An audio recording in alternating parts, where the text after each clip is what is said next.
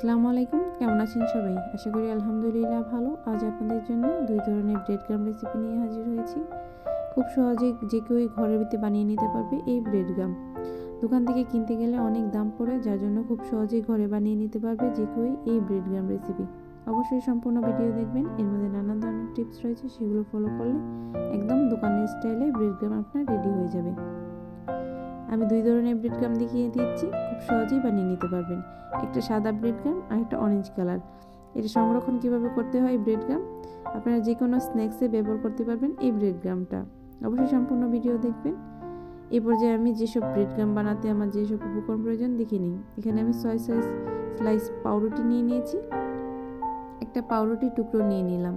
এই পর্যায়ে একটা ছুরির সাহায্যে চারপাশ থেকে যে এক্সট্রা ব্রাউন কালার সেটা কেটে নিচ্ছি। এটা অপশনাল, না কাটলেও সমস্যা নেই, তবে পাউরুটির ব্রেড ক্রাম্ব যে সেটা সুন্দর একটা সাদা ভাব সেটা দেখার জন্যই এই পাউরুটি স্লাইস করে আমি টুকরো করে নিয়েছি। আর সাদাটা থাকলে একদম সুন্দর ব্রেড ক্রাম্বটা হয়, যার জন্য আমি এই চারপাশ থেকে এক্সট্রা রুটি কেটে নিচ্ছি। 4 টুকরো করে কেটে নিচ্ছি, যাতে সুন্দরভাবে ব্লেন্ডার করতে খুব সহজে ব্লেন্ড হয়ে যায়। এভাবে আমি সবগুলো টুকরো করে নেব। আমার সবগুলো টুকরো করা হয়ে গেছে। একটা ব্লেন্ডারে জার নিয়ে নিয়েছি, এর মধ্যে আমি অল্প কিছু পাউরুটি দিয়ে দিব। একবারে সবগুলো পাউরুটি দিতে যাবেন না, এটা ব্লেন্ডার করতে সমস্যা হবে। দেখতেই পাচ্ছেন অল্প দেওয়ার কারণে খুব সহজেই ব্লেন্ডার হয়ে গেছে, আর খুব সহজেই আমাদের ব্রেড ক্রাম্ব রেডি হয়ে গেছে। আমি অল্প অল্প করে সবগুলো ব্লেন্ড করে নিব। এই পর্যায়ে আমার সবগুলো ব্লেন্ডার করা হয়ে গেছে। দেখতেই পাচ্ছেন খুব সহজেই ব্লেন্ডার করার পরে একদম পাউরুটি আমাদের একদম ব্রেড ক্রাম্বে পরিণত হয়ে গেছে। খুব সহজেই এইটা বানিয়ে নিতে পারবে যে কেউই। আমাদের ব্রেড ক্রাম্ব রেডি। এই ব্রেড ক্রাম্বটা এখন যে কোনো স্ন্যাক্সে আপনারা ব্যবহার করতে পারবেন। এ পর্যায়ে আমি অরেঞ্জ কালার ব্রেড ক্রাম্বটা দেখিয়ে দিচ্ছি। খুব সহজেই ঘরে বানিয়ে নিতে পারবেন এই অরেঞ্জ কালার ব্রেড ক্রাম্বটা। বানাতে খুব সহজ, আর এটা সংরক্ষণের পদ্ধতি আমি অরেঞ্জ কালার ব্রেড ক্রাম্বে দেখিয়ে দিচ্ছি। খুব সহজেই ঘরে বানিয়ে নিতে পারবে এই ব্রেড ক্রাম্বটা। এটা 2 মাসের মতন সংরক্ষণ করা যাবে এই ব্রেড ক্রাম্বটা। প্রথমে আমি পাউরুটির টুকরো করে ব্লেন্ডার করে নিয়েছি।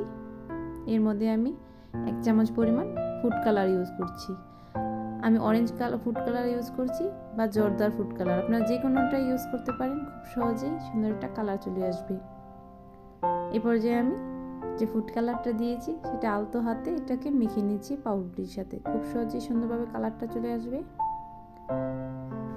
এই পর্যায়ে আমি উল্টে পাল্টে ভালোভাবে এটাকে মিশিয়ে নিচ্ছি, যাতে সুন্দর একটা কালার চলে আসে আর একদম অরেঞ্জ কালারটা পারফেক্টভাবে ব্রেড ক্রাম্বের সাথে মিশে যায়। দেখতেই পাচ্ছেন খুব সুন্দরভাবে এটাকে মাখিয়ে নিচ্ছি। প্রথম পর্যায়ে খুব বেশি এটা কালার আসবে না, রান্না করার পরে সুন্দর একটা কালার চলে আসবে। অরেঞ্জ ফুড কালারটা ইউজ করলে দেখতে সুন্দর লাগে।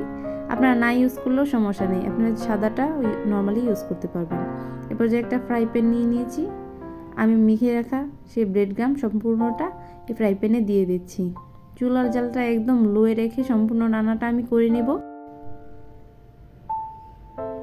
এই পর্যায়ে একটা চামচ দিয়ে এটাকে নেড়েচেড়ে মিশিয়ে নিচ্ছি। দেখতেই পাচ্ছেন খুব সহজে আলতো হাতে একটু সময় লাগিয়ে ধৈর্য সহকারে এটাকে ভেজে নিতে হবে, যাতে সুন্দর একটা কালারও চলে আসে আর একদম মুচমুচে ভাবটাও চলে আসে। প্রথম থেকে শেষ পর্যন্ত একদম মিডিয়ামে থেকেও কমে একদম লো আঁচে সম্পূর্ণ রান্নাটা করে নিতে হবে। অবশ্যই খেয়াল রাখতে হবে কোনো প্রকারের কোনো চুলার জালটা যেন না বেড়ে যায়, এতে পুড়ে যাবে আর একদম তিতো ভাব চলে আসবে, যার জন্য অবশ্যই খেয়াল রাখবেন। একদম লোয়ে রেখে সুন্দর একটা কালারও চলে আসবে আর একটা মুচমুচে ভাবও সুন্দর চলে আসবে। প্রথম থেকে শেষ পর্যন্ত এটাকে নেড়ে চেড়ে ভালোভাবে মিশিয়ে ভেজে নিচ্ছি। একটু পর দেখতেই পাচ্ছেন আবার ফিরে এলাম। এই পর্যায়ে একটু ভালোভাবে নেড়ে চেড়ে মিশিয়ে নিচ্ছি। একটু পর পর এটাকে নেড়ে চেড়ে মিশিয়ে দিতে হবে, যাতে সুন্দর একটা কালারও চলে আসে। দেখতেই পাচ্ছেন কিছুক্ষণ পর এটার মধ্যে সুন্দর একটা কালার চলে এসেছে। আরও কিছুক্ষণ ভাজার পরে আরও সুন্দর একটা কালার চলে আসবে।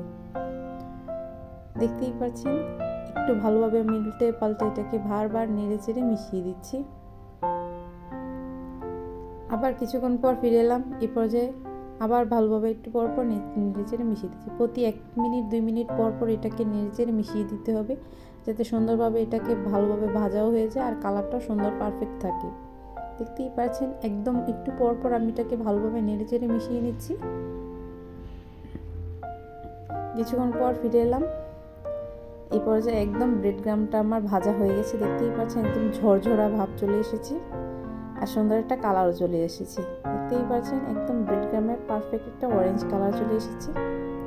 এই পর্যায়ে আমি চুলা জালটা বন্ধ করে দিয়ে এটাকে বারবার ভালোভাবে একটু নেড়ে চেড়ে মিশিয়ে দিব। এইভাবেই আমি রেখে দেব চুলার মধ্যে 5 মিনিটের জন্য, যাতে মুচমুচে ভাবটা একদম পারফেক্টভাবে চলে আসে। কিছুক্ষণ পর ফিরে এলাম। একটা বাটিতে সম্পূর্ণ ব্রেড ক্রাম্বটা আমি নামিয়ে নিয়েছি। দেখতেই পাচ্ছেন উপর দিয়ে একদম মুচমুচে ক্রিসপি ব্রেড ক্রাম্ব আমাদের রেডি। খুব সহজেই ঘরে বানিয়ে নিতে পারবেন এই ব্রেড ক্রাম্বটা। একটা বক্সের মধ্যে ভরে নর্মাল ফ্রিজে রেখে দিতে পারবেন 2 মাসের জন্য। এতে কোনো প্রকার গন্ধ বা কোনো নষ্ট হবে না। যে কোনো স্ন্যাক্সে আপনারা ব্যবহার করতে পারবেন এই ব্রেড ক্রাম্বটা। দেখতেই পাচ্ছেন খুব সহজেই অল্প কিছু উপকরণ ঘরে বানিয়ে নিলাম ব্রেড ক্রাম্ব। জাস্ট একটা উপকরণ হলেই ঘরে বানিয়ে নিয়েছি এই ব্রেড ক্রাম্বটা। অবশ্যই বানাবেন, খাবেন, কমেন্ট করে জানাতে ভুলবেন না।